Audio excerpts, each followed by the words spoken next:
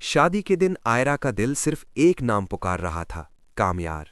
और जब वो आखिरी लम्हे पर हॉल में दिखाई दिया, आयरा को लगा सब ठीक हो जाएगा। लेकिन तभी एक आवाज ने सब बदल दिया। फारिया ने पुलिस वालों से कहा, इसे गिरफ्तार करो, आयरा ने मुझ पर हाथ उठाया था। क्या कामयार आयरा को बचा पाएगा? पूरा देखने के लिए वीडियो अंत तक देखें। कामयार महीनों से बदमिजाज और बेकाबू दिखाई देता था, लेकिन सच में वो अंदर से वैसा था ही नहीं। उसके घर का माहौल, उसके वालिद की सख्ती और हर वक्त की दबी कुचली जिंदगी ने उसे एक ऐसे किरदार में ढाल दिया था जिसमें वो खुद को भी नहीं पहचानता था। लेकिन वो दिन जब आयरा ने गुस्से में उसे थप्पड़ मारा, उसी पल जैसे उसकी नींद खुल गई।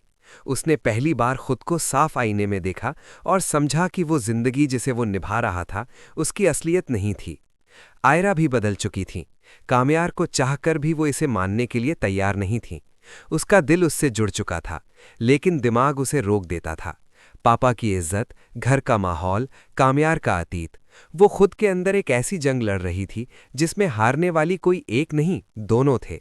कामयार ने अपनी तरफ से सब किया था, झुका, माफी मांगी, खुद को बेहतर बनाया, उसकी खुशी के लिए रास्ते बदले। लेकिन एक वक्त के बाद इंसान थक जाता है। वो अभी थक चुका था। उसने सोचा, अगर मेरी मौजूदगी उसे परेशानी देती है तो मैं पीछे हट जाता हूं। उधर फलक और इश्तियाक, जो दोनों को करीब से जानते थे, कोशिश कर रहे थे कि किसी तरह दोनों की गलतफहमियां दूर कर दें। लेकिन आयरा जिद पकड़े बैठी थी। मैं कुछ नहीं सोच रही उसके बारे में, मुझे किसी से कोई लगाव नहीं। जबकि रात को वही कामयार उसके ख्वाबों में घूमता था।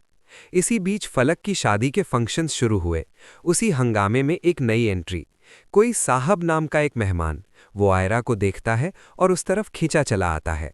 हल्की सी मुस्कान के साथ कहता है, आप बहुत खूबसूरत लग रही हैं।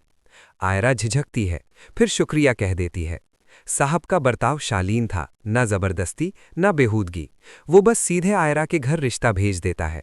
घर वालों को वो समझदार और सलीकेदार लड़का बहुत पसंद आता है। आयरा चुप रहती है, कहती कुछ नहीं, इनकार भी नहीं।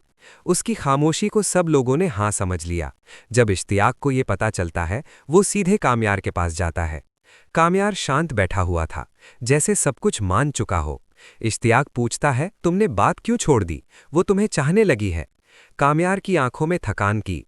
वो बस इतना कहता है, प्यार किसी पर थोपते नहीं। अगर मेरी जगह उसकी जिंदगी में होगी, वो खुद फैसला करेगी।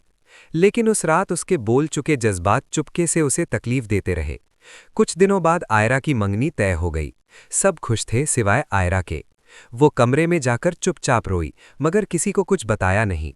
2-3 दिनों बाद उनका आमना सामना अचानक पार्किंग में हुआ। दोनों एक दूसरे को देखते ही रुक गए। बात शायद शुरू हो जाती, लेकिन उसी वक्त फारिया बीच में आकर कामयार का हाथ पकड़ लेती है, ताकि आयरा को लगे कि उसका कोई हक नहीं। इस बार आयरा ने खुद को रोका नहीं। वो फारिया को खींचकर अलग ले जाती है और बहुत सख्त लहजे में चेतावनी देती है कि उसके और कामयार के बीच दखल देने की जरूरत नहीं। फारिया घबराकर वहां से चली जाती है। इधर इश्तियाक ने घर में कामयार के लिए इतनी सिफारिशें रखीं कि सबका नजरिया बदलने लगा। आखिरकार आयरा के पिता ने उससे पूछा, तुम्हारी क्या मर्जी है? आयरा पहली बार सच बोलती है, मैं बोझ बनकर नहीं जी सकती। अगर खुश रहना है तो कामयार के साथ रहना चाहती हूँ। बस यहीं से सब बदल गया। कामयार के वालिदान रिश्ता लेकर आए, रस्मों रिवाज हुए और आयरा कामयार की दुल्हन बनकर उसके घर आई। लेकिन कहानी का अंत यहाँ नहीं था। कामयार अब वैसा नहीं रहा था। वो चुप हो चुका था, अंदर से सख्त। मोहब्बत अब उसके लिए दर्द का नाम बन चुकी थी। समय लगा, बहुत लगा, लेकिन आखिर दोनों अपनी गलतियों, अपनी चूड़ियों और अपने जिद्दों को समझ गए।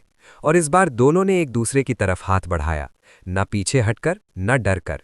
कहानी अंत में वहीं पहुंचती है जहां मोहब्बत को होना चाहिए, कबूलियत और सुकून।